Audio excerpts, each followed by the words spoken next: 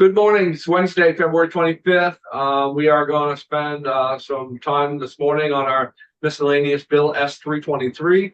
We're looking at section 6, accessory on-farm structure permits. Senator Major, I just want to give some credit to Senator Major. He's been an advocate for this section last year and this year. He put together the list of who we're going to talk with today. There will be times where I'll be looking for him for some guidance, as the committee will as well. This started out last year with some, some simplicity, we thought, as far as helping farmers diverse in a very complicated world. So we're looking forward to today's testimony. And who wants to lead off? Senator Major, do you know? Joseph, are you ready? I can be, yes. That'd be great. And I appreciate you coming and testifying on so short notice. Yeah, definitely. I appreciate it as well. Thank you, Senator Ingalls and Major, for hearing me. If you could just, I'm sorry, and I kind of just do this after you. If you can just, for the record, say who you are. Okay, so I'm Joseph Morell. I operate Eastman Farm in Barnard, Vermont. I'm also part of a collective, Feast and Field Collective, that puts on the Feast and Field every summer as a way of marketing and promoting our farm products. I testified last year about structures. Although reading this bill or this amendment, it definitely has a slightly different focus than we were talking about last year. I'm curious why the 50% is being kind of downgraded and pushed aside, and this other number, which seems arbitrary, is plunked in there. I think there's somewhat of a concern here. We, as farm operators, processors, and people who have thought creatively about how to share land and how to promote farming in Vermont, I think the 50% rule has been invaluable as our kind of guiding star in everything that we have done. And I think in general, just in reading this amendment, I'm somewhat skeptical of brushing that aside. I mean, I could easily see a situation where, a farm is processing, let's say, $600,000 worth of food. If $300,001 came from the farm, but $299.99 is coming from other ingredients that are being added in. Essentially, this bill would say there's something wrong there, and I think in that situation, I would say there was nothing wrong there, because I think as long as a farm is sticking to that over 51% of food that are produced on the farm, I think farmers can be creative with that. They could make that work, and I think that's ultimately the easiest metric for everyone to look at. Yeah, go ahead. I'm sorry. No, you go ahead. So I'm wondering whether we could do it either or. Right. That's where I was going with it, Joseph, as well. I mean, would the either or then, again, I question whether the ultimate intent then is to limit the prosperity of the farmer here. Is this I think, and I see it as, and we have Emma Schuldice that wants to say a word. Emma, go ahead. Emma Schuldice, on behalf of Vermont Dairy Producers Alliance and Little Village Enterprises. We originally, the 250,000 was very arbitrary, and we're open to a different number. The thought was to lower the number to help people who are donating and bringing in from other farms. But I think we've heard this a lot. I think it's doing the 50% or this number is going to capture more in the end. That's what I was thinking.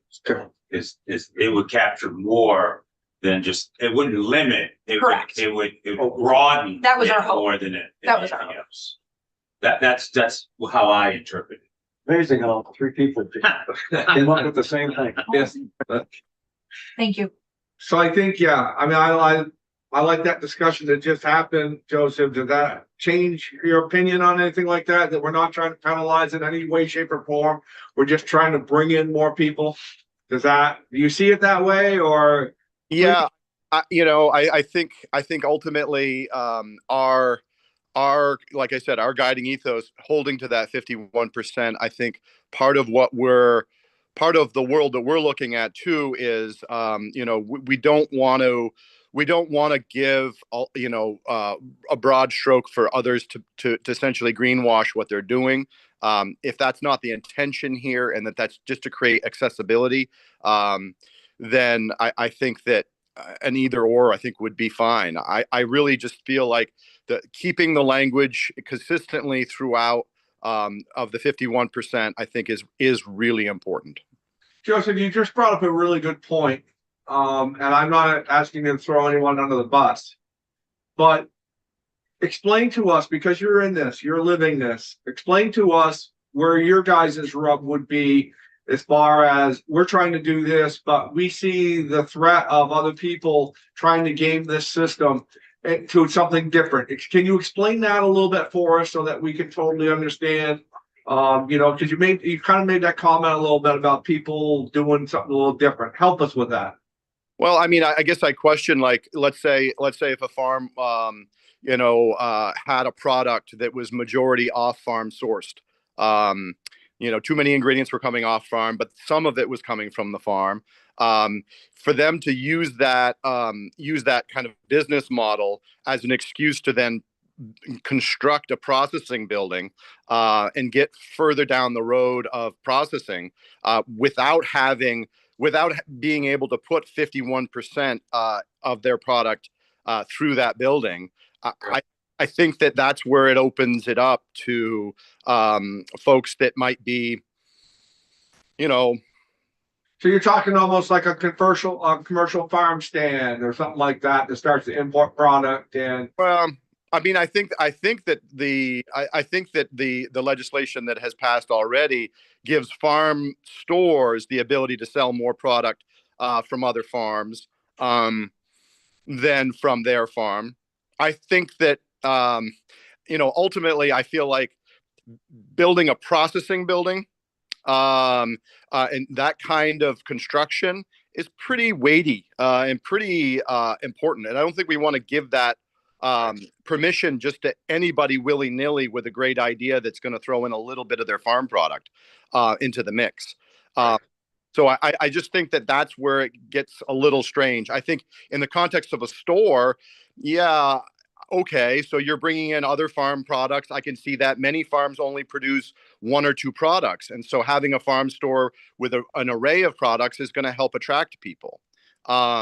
We personally belong to a collective that produces a bunch of different products. So we're able to do a CSA, we're able to have a restaurant experience, we're able to have a bunch of different experiences where overwhelmingly the products are coming from our collective.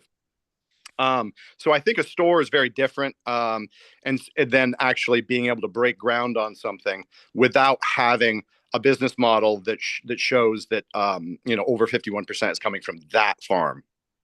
That was helpful. I appreciate that very much. Joseph, what else?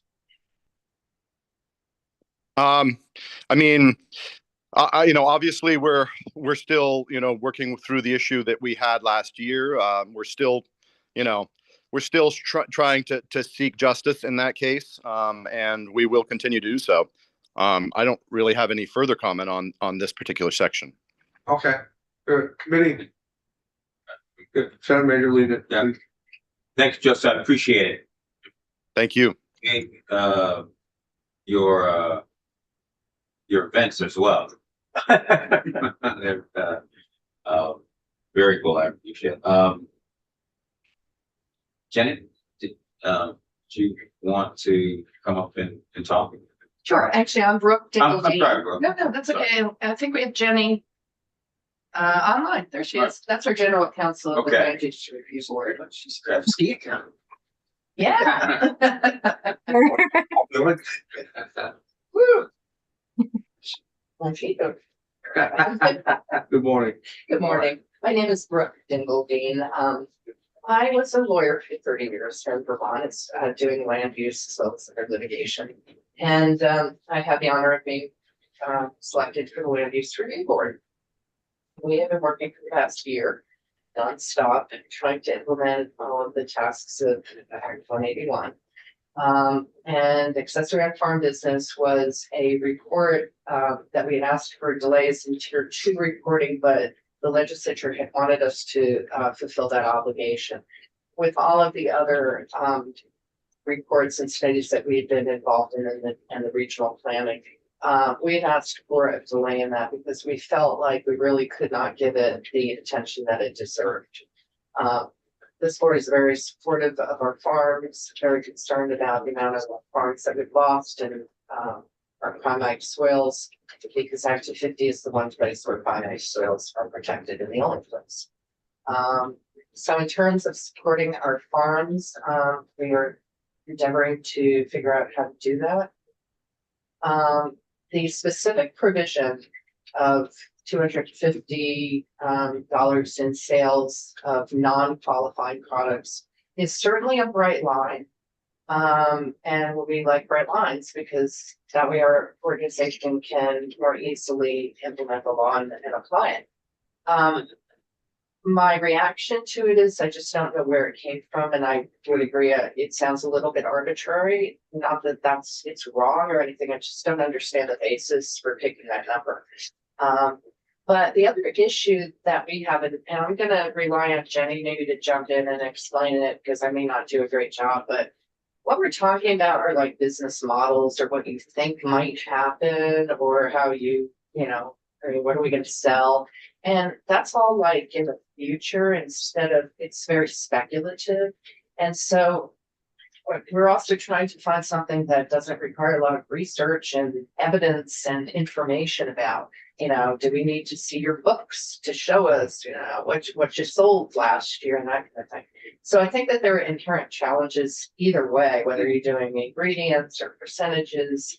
But let me just ask Jenny if I've explained that in any way that is satisfactory, if she wants to add in. Sure. Well, I think you're very satisfactory, but I'll repeat it anyway in my own words. So Act 250 permits or the permitting process. Jenny, please. I'm sorry. Yeah, I'm no Jenny problem. Branis. I'm general counsel for the Land Use Review Board. And to add to Brooke's comments, I would note that Act 250 permitting process is ideally prospective. Someone has a concept for a project, they can seek out a jurisdictional opinion as to whether a permit would be needed.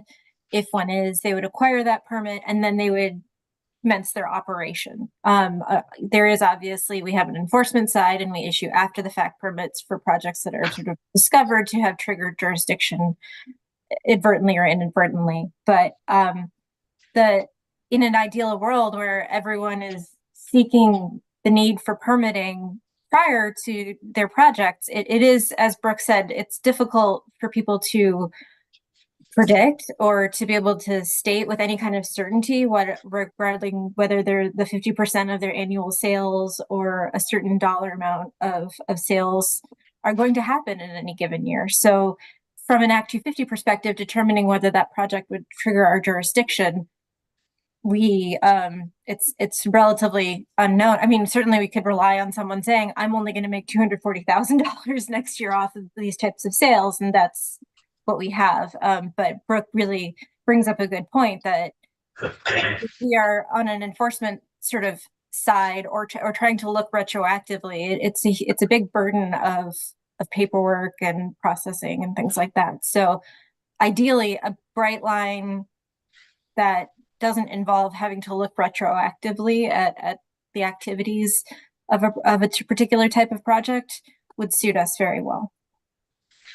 Okay, so what we have is what I thought was a good explanation of where Joseph's people want to be.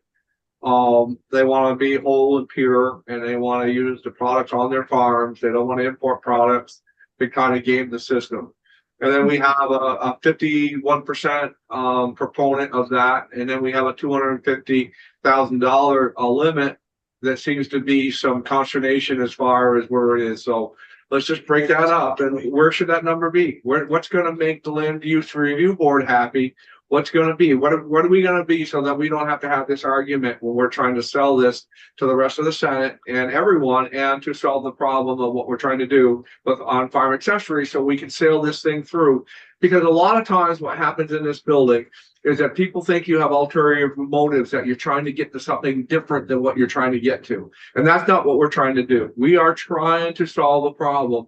And so what's going to make it easier to solve? What's going to make people happy so that we can say, no, listen, look at this.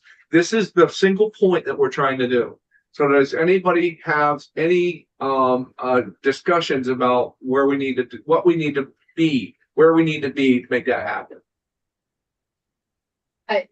What I would say in response is, unfortunately, I'm part of a board and I can't give you that answer myself. From my personal perspective, I actually like the dollar number better than the percentages. I think there's a much easier number to. And maybe being here, hearing what we're trying to do helps you go back to your board and say, no, they're pure. Right. They're there. They're not trying to do anything. Yeah, maybe it was and I'm not saying that, but I'm just saying it. Right. No, I get that, but I want to get it past the part of, well, where's that number from? What are they doing? What are they, so that's what I want to try to get to, say, okay, well, if it's a number that's bothering folks, tell us the number, because that's all we want to do. Or, well, this is how they got to the numbers. Yeah, it sounded at first arbitrary, but. Yeah, then that's the piece of information that I'm just questioning in terms of, figuring out, is that the right number? What is it based on? Because we've asked for more time on AOFB to do a better job at trying to conceptualize what is the best way to implement this. What is the bright line that Act 250 can easily implement? And I mean, we don't look at it like, we're just trying to figure out, what are you trying to accomplish? What are you trying to capture? And then what is the best way to get there? So we actually have a board meeting tomorrow, where I could take this information back to the board and get back to you. That would be very helpful. About, yeah. Senator Baker. Because I know you don't want to hear, we want more time to study it. People want relief immediately on this. I understand that. And it's been a function of just trying to build this plane while in there and having too many tasks to accomplish all in the time periods that we were given. Because we want to serve Vermonters, we want to serve farmers, we want to solve this problem to the extent possible. We are not in any way resistant. We're just trying to do it the right way and not put something into law that then doesn't work out and needs to be then rectified or changed. Two things. First, Jane Brooke, I apologize for mixing you two, so forgive me.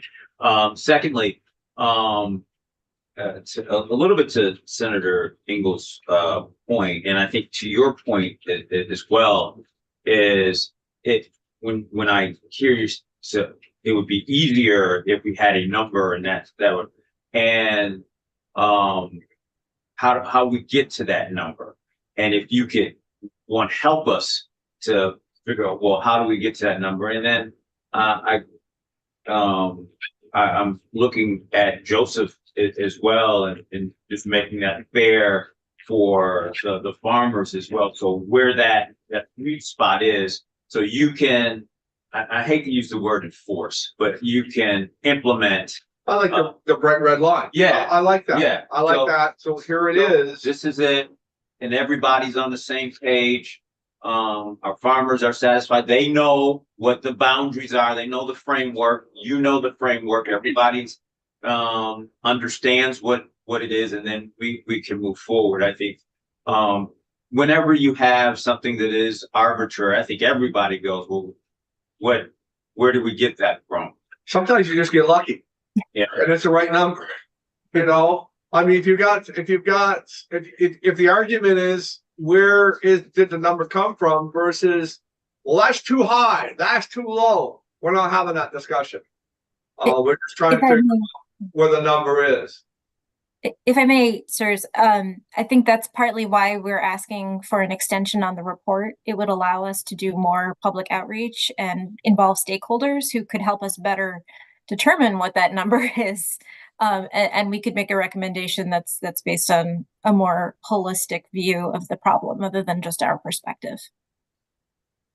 Yeah, I don't know whether we're capturing the right, are we just getting the little teeny farms and the bigger farms are being left out with that number?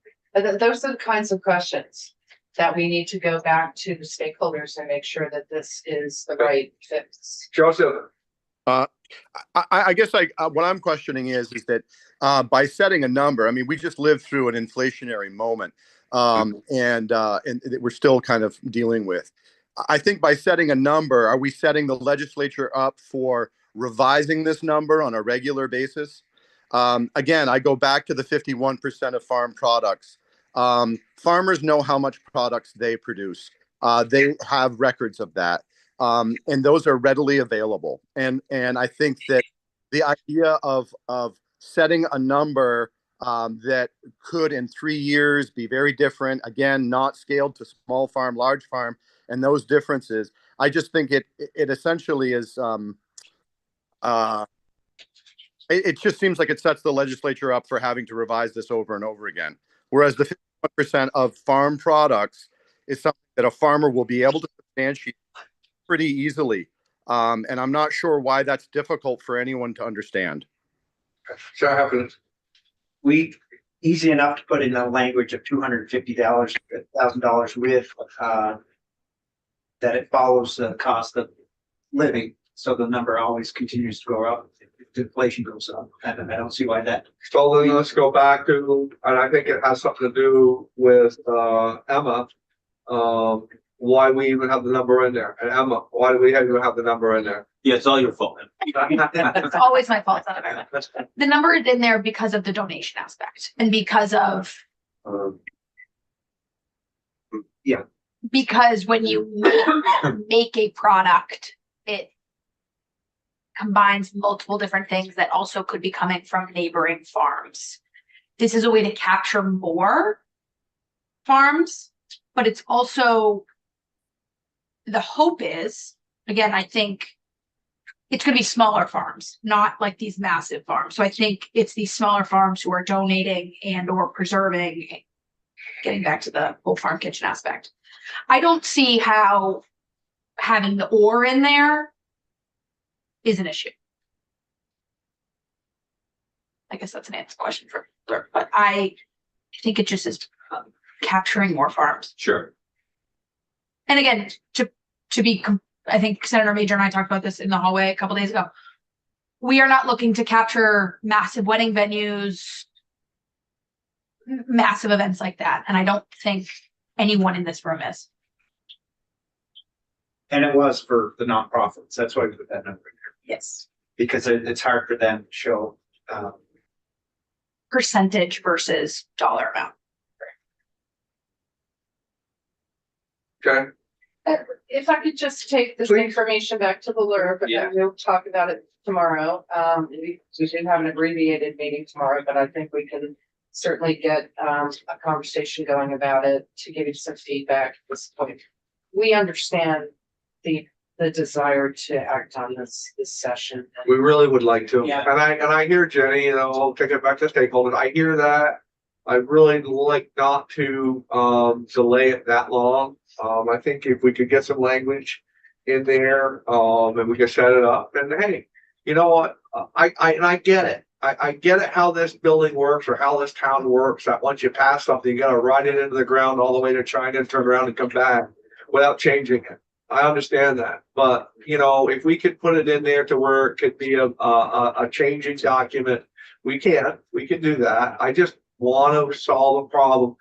I want to do two things. I want to solve a problem for our farmers, who are trying to do the right thing, that I feel that are caught up in legislative mix of rulemaking, and they're trying to be pure. I want to build trust amongst the people who they're caught up with, and just say, no, this is all we're trying to do. There's no other ulterior motives here. We're just trying to help farmers be more prosperous in a very great way, and that you can trust us. And that's what I want to get to. So yes, that would be very helpful. for what you've said. And if you folks decide to go forward with the legislation, we are still requesting Yeah. that extension. We'd like on not tier to go forward without everybody nodding their head yes. Oh, yeah, I just say, but we. Yes, Even if, no, even I mean, if we, even if you decide to do so, we would like the extension for the tier two, process. And also what we've asked for is an alignment of like tier three, the road rule, and the criterion of HC. Having all of those pushed out and having coordinated deadlines is really important. Now that we are in it, we know what's going to be required or think we do. So were you in the room with natural resources on S325? The bill that they're pushing out, because it doesn't sound like I think it's 325. Yeah. But it doesn't sound like they are willing to push out anything as far as the road rule and all that. It sounds like they're steaming full steam ahead with so Yeah, we're working as if we're not getting any changes, but for the AOFB, that really, I mean, our report originally was digital in February, so. because I'm hearing everywhere that everybody would like to find a path forward to push a lot of this stuff out, but yet it seems to be steamrolling ahead as hard as it can go. Right. And I tend to help on road rule and. Oh, Brooke. Yeah. Yeah. I would just note our chair and our executive director were with the Senate Natural Resources Committee on S325.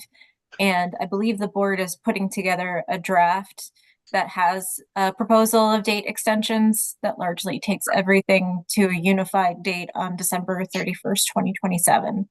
It is what will be seeking there. Okay, because didn't they pass that bill out, Jenny? I don't believe so yet. Okay. I think they're going to vote on Friday morning, and we're counting on being able to get our board together for a consensus tomorrow, and then sharing that language with them. Okay, I'm fair enough. maybe not right though. Okay, fair enough. Okay, is there anybody else on the screen that we're missing? is Becky? Becky, Becky can't come till Okay. 10:45. 10:45. Coming in person. She's coming in Oh, okay, and Okay, we had it some times. okay. I think we're kind of Yeah. done here Yeah, as far as with this, and if we could, maybe has everybody said what they want to say? I'll take that as a yeah. Okay, we're gonna go off until 10:45. Okay. What's that? Actually, do you mind if I say something just because of the people that I have in the room right now? Yes. Last spring, when we did some testifying about our situation, I believe you called Peter Gill in and had him comment. And of course, he couldn't comment about our case. That was obvious. And I understand completely. But he went into some length to talk about how the LURB really wanted to meet people where they were, to gather information, to not be hasty in terms of judgment. And it was interesting hearing Peter Gill say that, because we did not really feel like we were receiving that kind of treatment. And I just wanted to reflect that. I know the LURB actually was just forming. And so, and I understand that was obviously like a lot of work and a lot of moving targets. And so I just want to say that from our perspective, we did not feel a sense of cooperation or a sense of really trying to get to the facts together. I just want to put that out there. I mean, Well, I think we're trying to get there now, Joseph, and I hear you. I think one of the proudest things I am about this committee is that we do allow voices to be heard very well, and we try to protect the smallest of the small and the biggest of the big and everyone in between. So we do hear what you're saying, and hopefully when it's all said and done, you'll feel that we've worked really hard. Everybody's worked really hard to solve this problem. We want to solve this problem. That's what we want. We want to kumbaya and everyone and solve this problem. I'm sorry, Brooke or Jenny, were you gonna say something in response to them? I did want to respond because I'm sorry that Mr. Morel feels that way. We've been in our positions for 1 year and it has been drinking out of the fire hose, Sure. honestly. The number of tasks and deadlines and the tier work, the regional plans, it is a daunting job. And I do want just Mr. Morel to understand that I am fully committed and all of our board members are. We just have so many items we've had to prioritize. So I'm sorry that you have felt not engaged with. And I will reach out directly to you because I would love to pick your brain and talk about these things. And that's really why we want the opportunity to touch back with the stakeholders. Because although I've represented farms for 30 years in my private law practice, I am not competent to identify and make decisions for our farms and what will work for them. And we need that engagement with you. So that's from my perspective, that's why we're asking for a little bit more time, not to delay relief, but to do it the right way and to find the answers that really will work for the long term. So I make that commitment to you. I know I can make that commitment on the part of the whole board. We are really concerned about farms, very much so. And again, the only protection in Vermont for Primax soils is through Act 250. And we understand that that is a heavy burden that we carry and need to protect that as well. Well, Senator, Senator Heffernan just relates to me. I think we have our kumbaya.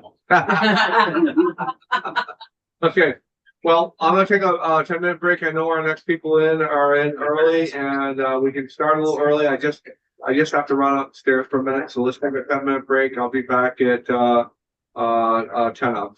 So, okay.